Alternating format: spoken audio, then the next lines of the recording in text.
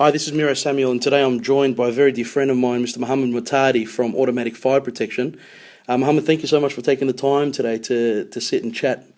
Mohammed, can you tell the listeners a little bit about what you do and where you are and where you've come from? Thanks for having me, Mero.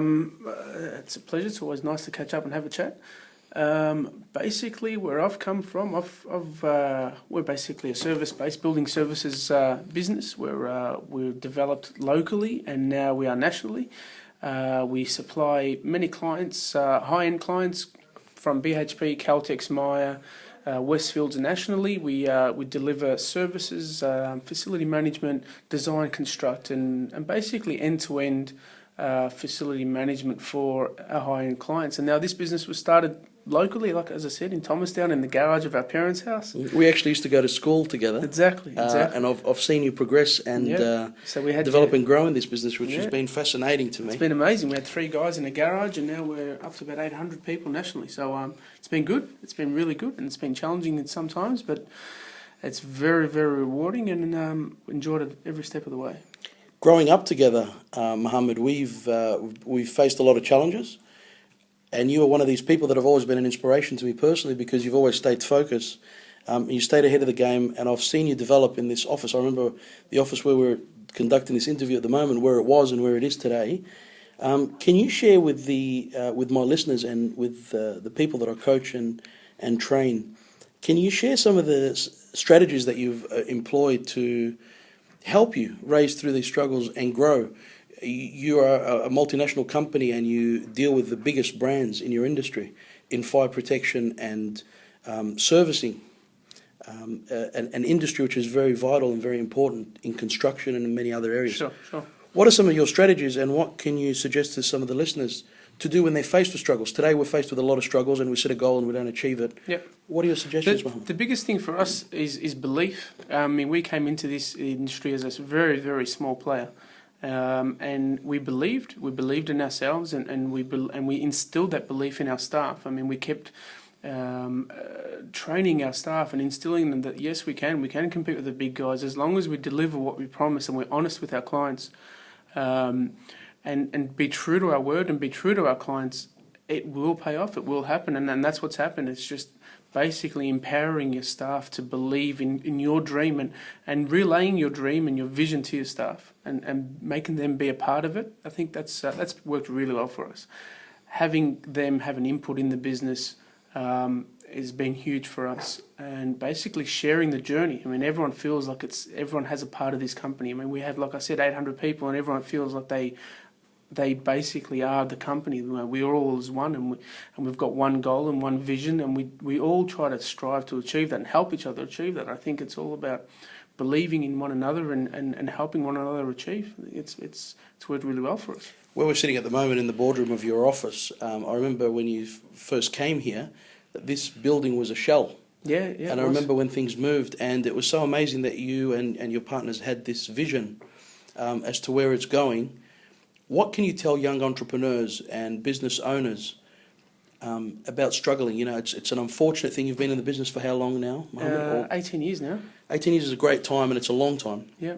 You've journeyed a lot. You've had struggles, I'm sure, personal, professional. It's part of life.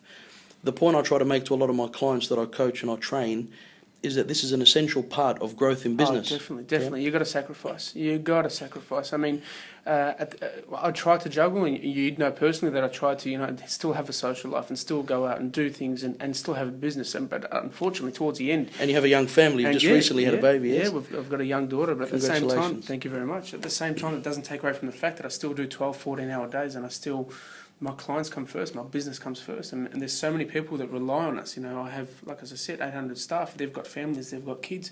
We've got clients that rely on us. Staying long hours, delivering what we promise is essential. Sacrifices are huge. You got to sacrifice in order to get anywhere. You got to sacrifice. You got to give up your social life, your weekend footy games and whatnot. If you need to go away and do a course, take a week off and go do that. Do what you need to do in order to give you the tools to empower you to deliver what you need to deliver. We sacrifice a hell of a lot. It's an unfortunate statistic, but a lot of business owners go into business and fail within the first 3 to 5 years. Yep. I personally believe that when people get into a business with the mindset that they're going to be the boss and sit back and reap the rewards without having to work in and on their business. I mean, I've seen you do call-outs and manage staff at very strange hours of the evening and very early hours of the morning. Yep. And I've actually been very lucky while you had the project at Melbourne Central, to be there and to come into the site and to see how you're managing and how big a project that was. Yep. And even at Westfield, I was there on both of those projects. We were doing some work together. And I've seen how big an operation it is, and how every little bit of every project you manage is essential.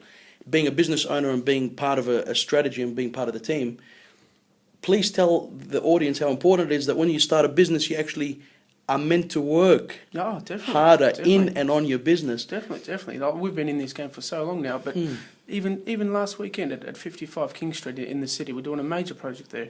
My phone went off at 2 o'clock in the morning, and I was on site at 2:30. Doesn't matter where I am in the tree, whether it's me, Haysom, or Rob, or any of the other guys. Our phones are on 24/7, and if a client needs us, we're there. We're on the phones 24/7, overseas, locally. If our presence is required on site, we're there. We fix the problems. I mean, we have the staff to fix the problems, but sometimes clients develop a relationship with you, not the business, with you yourself. So it's important to keep those ties. It's not you can't build a business on relationships and say, great, I've come to this position. This is the account manager. Deal with him. See you later. It doesn't work like that. You need to follow it through. And if that means getting out of bed at 2:30 in the morning and getting down to 55 King Street on a Wednesday night and still being in the office at 6 in the morning, that's what it takes to be successful. And looking after a young family and looking after a baby. Yeah, and still being able to deliver, family weekends and spending some time with my daughter and swimming lessons on Monday and all that sort of stuff. You still need to commit to that. It's not all about work, but the struggles are there. I mean, if you want to play in this world, there's struggles. It's not an easy street. It's not like the movies where you kick back and there's personal assistants. Become a millionaire overnight. It doesn't work like that. No, not at all. Not at all. I'm a very big believer, and I really subscribe to the thought that it's not meant to be easy, but it's definitely worthwhile. Definitely, yeah. Working in your knowing the longevity and the time that you've put into this business, you've been a great supporter of mine, and I know that every strategy, every business concept that I've developed, you've been a great support. And I really appreciate that. And I perhaps want to thank you publicly for always embracing your friends and embracing everything they do, and seeing how... Well, I've got to tell you, Mero, you make it easy on me. I mean, most of the business concepts you've come up with have been really good business concepts, so it's not hard to back you and support you. So it's had you have come with a bad business, I would have told you. But you've been really you've made it really easy on me to support you. Thank you. And look, I work very hard to keep up to date with what is required when it comes to strategies and business concept. That's the key, keeping up to date. And I take a lot of my inspiration and passion from you, because 18 years later, we've grown up together. We've known each other for a long time. 18 years later, you're still working in the business as hard as you did day one, if not harder. Definitely. And now you've got a lot of things. You've got a young family, you've got all these things, but you still keep focused. And I think, and please correct me on this or add to this, but it's because you're really passionate about what you do. Oh, definitely. If you don't enjoy what you're doing, don't do it. Definitely don't do it, because you're delivering a lie. If you don't care about what the service you're providing or the product that you're selling, if you don't believe in it, if you don't truly cherish what you're doing, do not do it at all, because people will see through that. You need to be transparent. If you can't, back your product or your service 100% with yourself and with everything you believe in, go do something else. Go sell some fish and chips or something. This is not the business for you. You need to be able to believe in what you're doing, believe in what you're selling, and people will see that. It'll reflect. It oozes out of you. I think people will definitely feel that. Yeah. If you cherish what you're doing, find what you like to do and do it. A lot of people have heard this expression, but if you enjoy doing what you do, you'll never work a day in your life. Yes. And I believe that. I really do. You won't work. It's not work anymore.